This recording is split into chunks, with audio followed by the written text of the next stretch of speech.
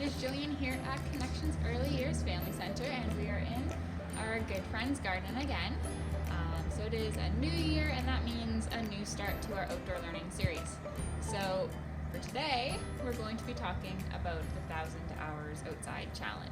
This is a really interesting challenge that I'm going to give you guys for this year because New Year's, new resolutions, it's a good time to try something new. So for this one, we're going to try tracking our hours outdoors.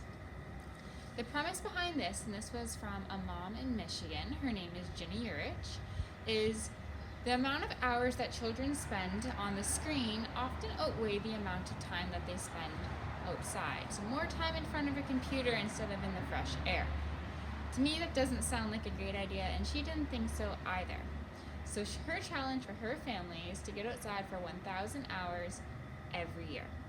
It sounds like a lot, but it's actually in keeping with a lot of guidelines, including Canadian guidelines, which recommend 1 hour of moderate to vigorous physical activity per day, but also several hours of lighter activity outside. So this can be going for a relaxing walk, maybe even just sitting outside under a tree and reading. But you want to try and get as much time outside because outside time is such a great learning environment that cannot be replicated anywhere else, especially not in front of a screen. So with that said, we are going to look at two quick trackers briefly. Have them here in my hand so they don't blow away, which sometimes happens. So on these trackers, and I'll talk about where we can get these trackers to you at the end of the video. So this is our first 100 hours tracker. So you can color in a little piece of this beautiful puzzle with every hour that you spend outside, whether that's doing something like playing a sport and getting your heart rate up or just relaxing outside. But as you go, you're going to watch it fill in until it's completely colored, and it's a very satisfying way to watch your accomplishments and your time outside kind of build. But it's also a fun way to incorporate elements of math and art with our outdoor learning. It's a great way to get started, especially if 1,000 hours sounds like a lot, which it is, but that's okay. Once you graduated from your first 100 steps, you can go to the 1,000 hour tracker, which is a lot more complicated and a lot more nuanced, but that's okay because these are all just fun and nothing happens if you fall a little bit short. The important part is that you're trying something new and you're trying to increase the time you're spending outside. Just like a lot of people use budgets and Fitbits and Apple Watches to track, we're going to use fun coloring pages to try and make that resolution to go outside a little bit more, even if it's just maybe an extra 20 minutes to what you're used to. Start small and build big. I have 3 fun activities for you today to try and get you going outside, and you can kind of use these to build towards your 1,000 hours, and keeping in mind that it's okay if you have a little less hours in the winter. I know it's cold. Keep in mind when the summer comes, these will start to pick up. So with that said, we're going to take a look at these activities. So for our first activity today, we actually have some aerobic exercises. It's a big word. It just means we're going to do exercises to get our heart rate up. The winter is cold. Sometimes it is uninviting to go outside, but actually the more that you move, the warmer you are, so the cold doesn't quite impact you as much. And again, we're going to scale this depending on your child's age and coordination and physical activity level. Obviously, with the newborn, for this 1,000 hours challenge, you're going to be spending mostly time sitting outside on the grass, looking at some different sites, doing some first steps outside maybe.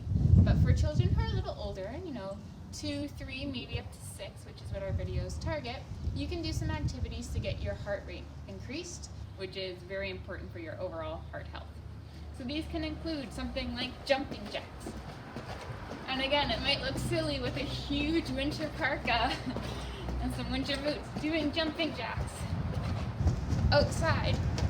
But keep in mind that as you move, you're going to warm up more and more. You might even start sweating. And the more you go, the warmer you are. So it's not as big a deal if maybe you shed some layers. We're always talking about layers as you go, and it's fun because it's winter, but you're feeling warmed up. Jumping jacks is a good one. Another one is you can do some quick loops. We have a teepee, which is great. But you can always just do any park or any area that you have, whether that's a backyard, local park, pretty much any street. If you're on the sidewalk and playing safe, you don't want to be playing in traffic. Pretty much anywhere you go, you can get running, get jumping. And another great activity that you can do is at 10:30 on Wednesdays, Altienka does physical literacy, formerly known as Move and Groove. So you can always watch her exercises to get some more ideas. Time for number 2. So here we have something called a walking bingo card. So you can do your bingo walk. This is one that I took off the website for Saskatchewan and Saskatchewan Early Childhood Education. But the idea here is that when you go for a walk, you're going to make a bingo card or use a pre-made one, either one, and you're going to look for the things as you walk. So you're going to be walking down the street and you see a squirrel. You can take this out of your jacket pocket, cross off a squirrel, keep going. Maybe you find a cat or someone playing or a dog on a leash. Whatever it is, cross them off as you go.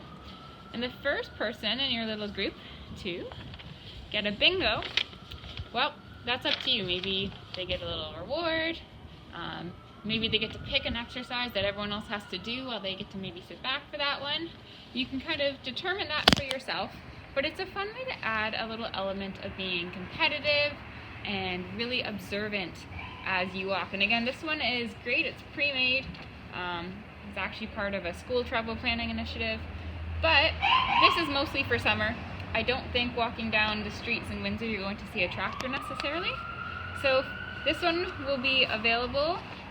We'll post the link, but also don't be afraid to make your own in case you don't get a lot of tractors in your neighborhood.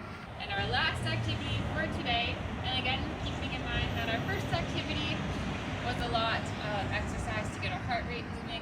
Our second activity was more light exercise. Our third activity isn't necessarily exercise, but it is outside time, and that is sidewalk chalk. So for sidewalk chalk, you might be thinking, you can't do sidewalk chalk in the winter, but you can. Look, it is beautiful out here. It is dry, so I can do sidewalk chalk just as I would in the summer. But I was actually hoping for some snow because sidewalk chalk in the winter, when it gets a little bit damp, it actually is really cool. It almost gets a paint-like texture, and you can kind of watch as the snow blurs the lines a little bit and almost makes it look like watercolor paint. So it's very cool. It's a different experience. I wish we had snow today. But you can always do anything from our usual. If you've been to our center, you know I love to draw hopscotches everywhere for people to jump down. Or you can maybe do some spring flowers, and as the snow melts, you can watch your homemade spring flowers emerge from underneath the snow. Or maybe this is your opportunity to do some learning at home, outside of your home. Maybe do some basic math depending on your child's age, work on some letters, or even just work on the fine motor skills that is holding a piece of chalk. Whatever it is, keep in mind, like we've said before, that a lot of these activities you can do earlier on in the year are still great for winter. You just got to add a couple extra layers when you go outside. Alright everyone, thank you for watching. I hope you enjoyed this video, and I hope that you give the 1,000 hours challenge a chance. Even if you only come at a couple hundred hours, that's okay. It's all about getting as much outdoors time as you can and challenging yourself to do a little more every day. With that said, we are all finished our video for this week. I hope you join us next week for our new outdoor learning video that gets posted every Friday.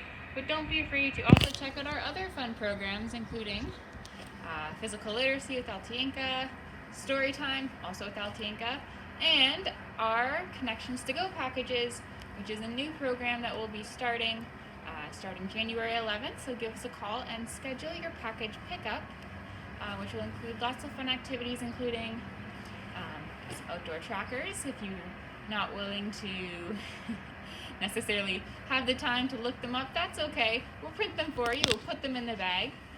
We'll have some other great resources in there from Kids Have Stress Too. And every 2 weeks will be a new package that you can look at for different resources.